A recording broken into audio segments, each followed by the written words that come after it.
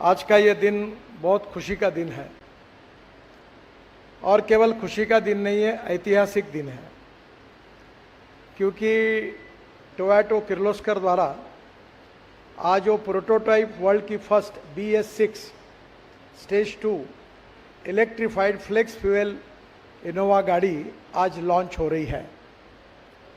और मुझे याद है कि इसका लगातार फॉलोअप मैं मेरे मित्र विक्रम किर्लोस्कर जी के साथ लगातार करता था। आज के इस खुशी के मौके पे इस बात का जरूर दुख है कि आज वो हमारे बीच में नहीं है। वो लगातार इस मिशन में पीछे लगे थे, बहुत मेहनत और परिश्रम उन्होंने किया और निश्चित रूप से आज यह दिन हम सबको देखने के लिए मिला है। मैं विशेष रूप से विक्रम किर्लोस्कर जी की याद करते हुए उनको बहुत बहुत याद भी करता हूं और श्रद्धा सुमन भी उनके प्रति व्यक्त करता हूं। आज के दिन का महत्व समझने के पहले हमें हिंदुस्तान की समस्या को समझना होगा। हमारे इकोनॉमी में 16 लाख करोड़ का फॉसिल फ्यूल हम इंपोर्ट कर रहे हैं। इकोनॉमिक पॉइंट ऑफ व्यू ये कितनी बड़ी समस्या है ये तो आप समझ सकते हैं, पर मैं ट्रांसपोर्ट मंत्री होने के नाते इस बात के लिए मैं बहुत ही गिल्टी कॉन्शियस हूँ कि हमारे देश में जो 40% पोल्यूशन है, जो हमारा पोल्यूशन है वो फॉसिल फ्यूल के कारण, ट्रांसपोर्ट सेक्टर के कारण है। और स्वाभाविक रूप से हमारे देश में 3 इंपॉर्टेंट पिलर्स है, ethics, economy, ecology and environment. और दिल्ली के लोगों को यह समझाने की आवश्यकता नहीं है कि प्रदूषण के कारण क्या क्या हेल्थ प्रॉब्लम होते हैं, इसका उनको अनुभव है। मैं 2-3 दिन दिल्ली में रहता हूं, जल्दी भागने की कोशिश करता हूं और जब गांव घर तक पहुंच जाता हूं तो इन्फेक्शन पहुंच जाता है। और इसका कारण ये 40% वाटर एयर पोल्यूशन हमारी समस्या है। मुझे बहुत खुशी है, मैं विशेष रूप से पेट्रोलियम मंत्री हरदीप पुरी जी का बहुत बहुत अभिनंदन करूंगा और देश की जनता के द्वारा उनको धन्यवाद दूंगा कि हमारे इंडियन ऑयल ने इसमें बहुत अच्छा काम किया है। पानीपत में जो हमारा प्लांट है, जो परली से, राइस स्ट्रॉ से 1 लाख टन बायो इथेनॉल और 150 टन बायो बिटुमिन तैयार करता है। और मैंने वैद्य साहब को एश्योर किया था कि तुम्हारा बिटुमिन जितना भी बनाओगे मैं खरीद लूंगा, क्योंकि हम टन इंडियन रिफाइनरी देती है और हमारा 30 लाख टन बिटुमिन इंपोर्ट होता है। और सेंट्रल रिसर्च ऑर्गेनाइजेशन और आपका इंस्टीट्यूट देहरादून का, दोनों ने मिलकर एक छोटा मशीन तैयार किया है जो अभी प्रूव हो गया है, टेक्नोलॉजी प्रूवन हो गई है, जो परली से वो बायो बिटुमिन बनाती है। पर मुझे बहुत खुशी है कि पुरी जी आपके नेतृत्व में आपने अभी विस्तारा एयरलाइंस का एक फ्लाइट 50% बायो एविएशन फ्यूल डालकर यशस्वी रूप से चलाने का उपक्रम किया है। दूसरी बात आपने और अच्छी की है कि जब धर्मेंद्र प्रधान पेट्रोलियम मंत्री थे तब हमने बहुत इनिशिएटिव लिया था और स्पाइस जेट का एक विमान देहरादून से दिल्ली 50% बायो एविएशन फ्यूल डाल के लाया था। जब ये विमान लाया था तो अजय सिंह जो स्पाइस जेट के मालिक है, वो मैं जब उनको आग्रह कर रहा था कि ये ट्रायल लेना है तो वो बड़ा संकोच कर रहे थे, बोल रहे थे मेरा मशीन बिगड़ जाएगा तो क्या होगा, एक्सीडेंट होगा तो क्या होगा। तब उनको विश्वास दिया कि एक्सीडेंट नहीं होगा, 100% सक्सेसफुल होगा। और आखिरी मैंने उनको डांटते हुए कहा कि तेरे बहुत काम करके दिए हैं, एक आधा हवाई जहाज हमारे कारण बिगड़ जाता तो चिंता मत कर, तेरे को ये करना पड़ेगा।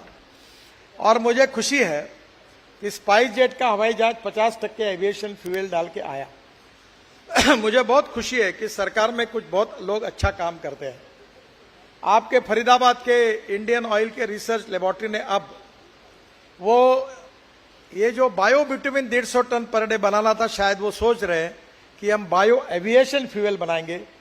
और आने वाले समय में वर्ल्ड में ये रेगुलेशन आ रहा है कि 2% वो एविएशन फ्यूल में 2% बायो एविएशन फ्यूल जाएगी। तो आपके नेतृत्व में नए अध्याय की शुरुआत हो रही है। मैं पेट्रोलियम मंत्रालय को आदरणीय वैद्य, हमारे इंडियन ऑयल के चेयरमैन, जिन्होंने बायो फ्यूल में बड़ा इंटरेस्ट लिया, हमारे राम कुमार जी और पूरे टीम को पुरी जी के नेतृत्व में जो काम कर रहे हैं उसके लिए बहुत बहुत धन्यवाद दूंगा और उनका अभिनंदन करूंगा। और एक दूसरी बात है जिसके लिए मैं पुरी जी को धन्यवाद दूंगा कि बीच में हमारे इथेनॉल का रेट, जो राइस से इथेनॉल बनता था वो 56 रुपए था और कॉर्न से बनता था वो भी 56 रुपीज था। अब उन्होंने कॉर्न का रेट शायद 54 की 54 किया है ना, शायद 54 किया है और राइस का भी 54 किया है। तो मुझे लगता है कि इसके कारण इंडस्ट्री को बहुत बड़ा प्रोत्साहन मिला है देश के किसानों की ओर से, क्योंकि ये इंडस्ट्री किसानों के लिए जीवदान देने वाली है और मैं आपका अभिनंदन करता हूं, आपको बहुत बहुत धन्यवाद देता हूं। पहली बात, आज के दिन का महत्व अगर समझना होगा तो हिंदुस्तान की परिस्थिति को समझना बहुत आवश्यक है। हमारे जीडीपी ग्रोथ में जो कंट्रीब्यूशन होता है वो 22 से 24% मैन्युफैक्चरिंग सेक्टर से आता है और 52 से 54% सर्विस सेक्टर से आता है। और हमारे देश में एग्रीकल्चर एंड अलाइड इंडस्ट्रीज का कंट्रीब्यूशन केवल 12% है और हमारे देश में 65% पॉपुलेशन एग्रीकल्चर पर डिपेंड है। और आज परिस्थिति ऐसी है कि हमारी एमएसपी ज्यादा है और मार्केट प्राइस और कमर्शियल प्राइस कम है और वो खरीदने के लिए भारत सरकार को 1.5 लाख करोड़ रुपए देने पड़े हैं। आज हमारे यहां ऐसी परिस्थिति है कि कॉटन के भाव आधे हो गए, सोयाबीन के भाव आधे हो गए, हम 1.5 लाख करोड़ का एडिबल ऑयल इंपोर्ट कर रहे हैं और विशेष रूप से शुगर इस साल अच्छे है, पर आज तक हमारी बीमारी थी sugar surplus, corn surplus, rice surplus, wheat surplus और एमएसपी से भी नीचे हमारे भाव चले गए थे।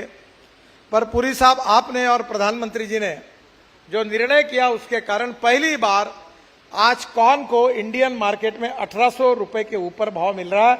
इसके कारण आपने इथेनॉल की परमिशन दी और इसलिए मुझे बहुत खुशी है कि इथेनॉल की इकोनॉमी जिस दिन 2 लाख करोड़ की बनेगी उस दिन एग्रीकल्चर ग्रोथ रेट जो 12% है वो 20% तक पहुंचेगा और हमारे प्रधानमंत्री जी ने 120 डिस्ट्रिक्ट जो हमारे एस्पिरेंट डिस्ट्रिक्ट निकाले हैं, 500 ब्लॉक्स निकाले हैं जो socially economical, socially, education, health सब में पिछड़े हुए हैं, उन क्षेत्र की इकोनॉमी बढ़ेगी, नए रोजगार निर्माण होंगे तो गांव गरीब मजदूर किसान का कल्याण होगा और देश में आत्मनिर्भर भारत का सपना पूरा होगा।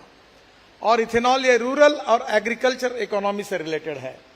आपने बहुत अच्छा काम किया कि इंडियन ऑयल ने आसाम में नुमालीगढ़ में एक रिफाइनरी डाली है जहां बांबू से बायो इथेनॉल बना रहे हैं।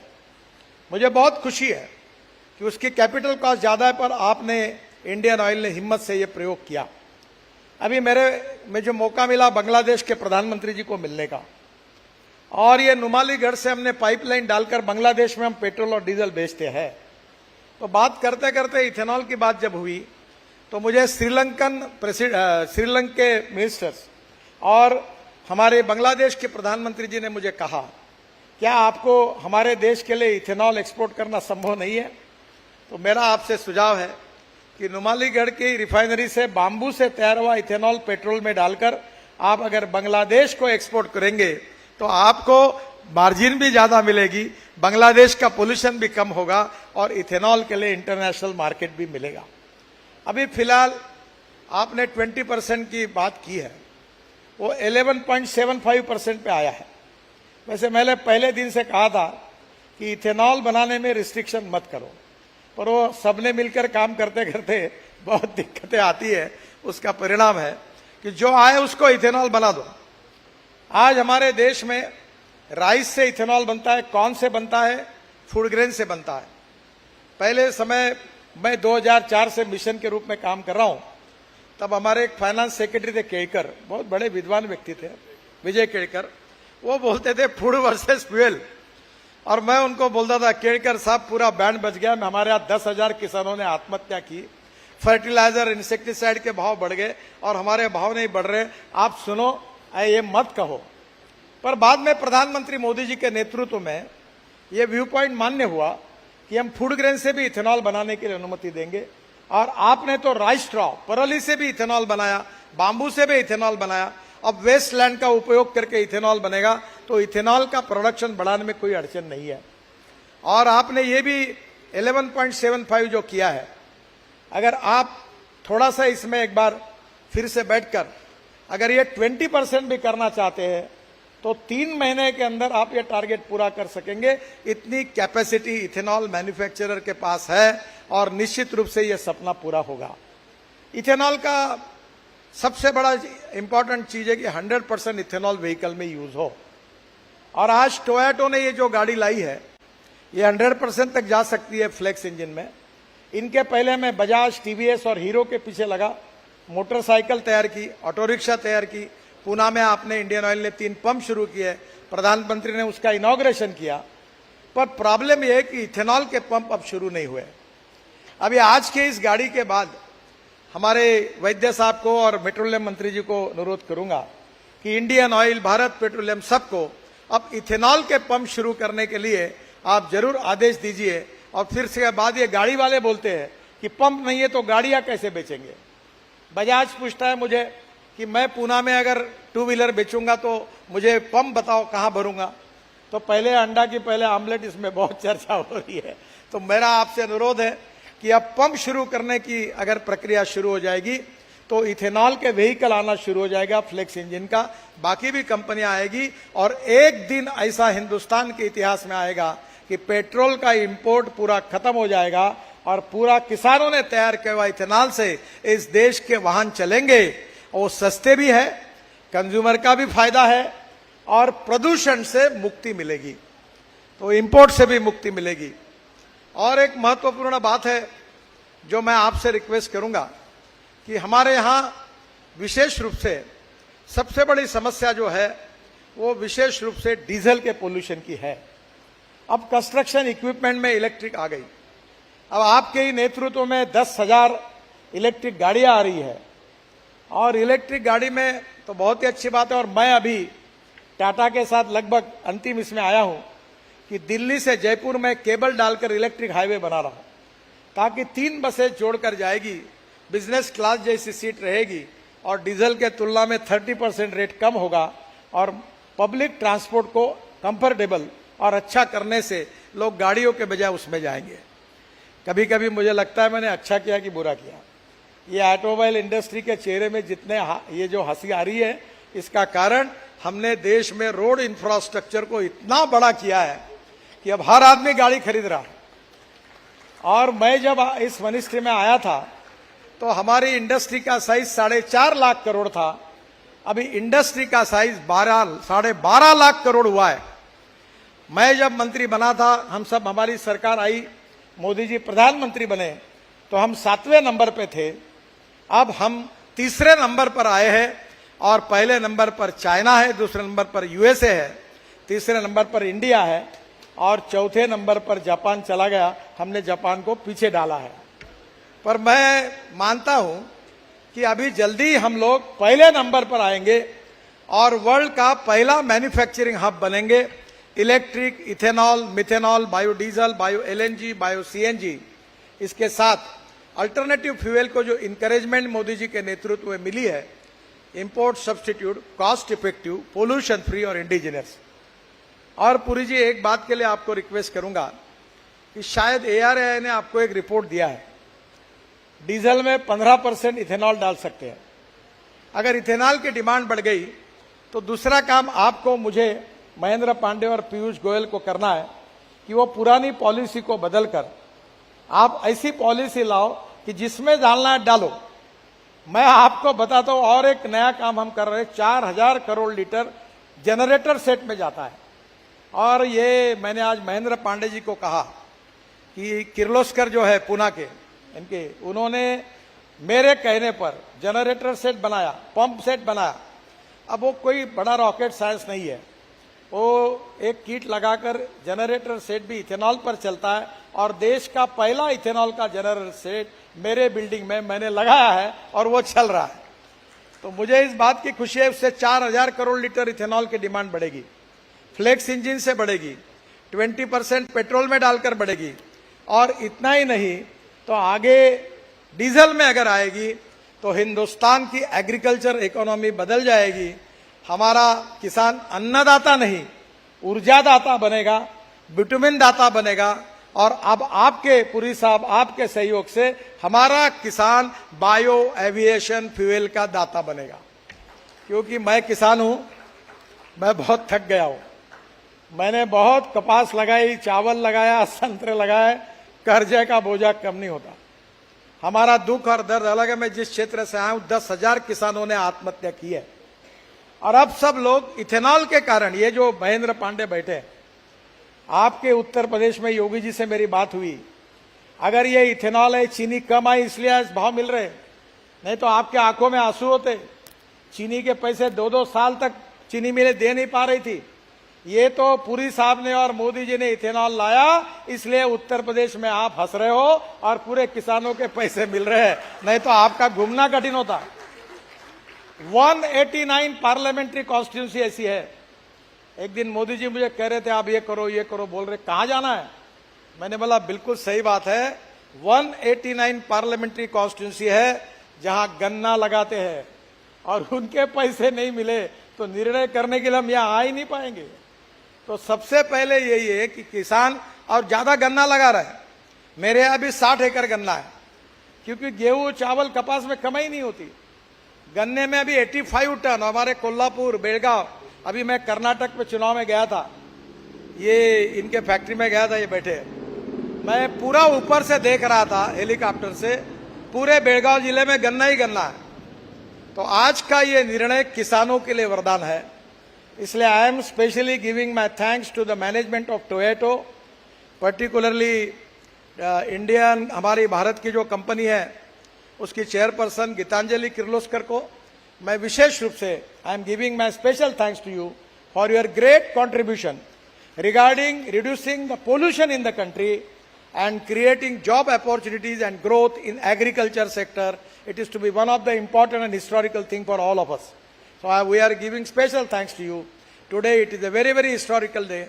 Once again giving my thanks to all management of Toyota and the people of our country, and particularly from the farmers community.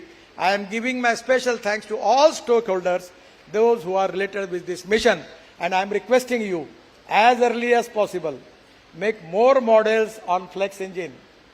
And I am waiting for that. First of all, I will give the order immediately. And that is the dream of all of us, to have the motorcycle, two-wheeler on 100% ethanol, auto rickshaw on 100% ethanol, car on 100% ethanol. And once upon a time in my own parliamentary constituency in Nagpur, we have started the buses from Scania with 100% on bioethanol.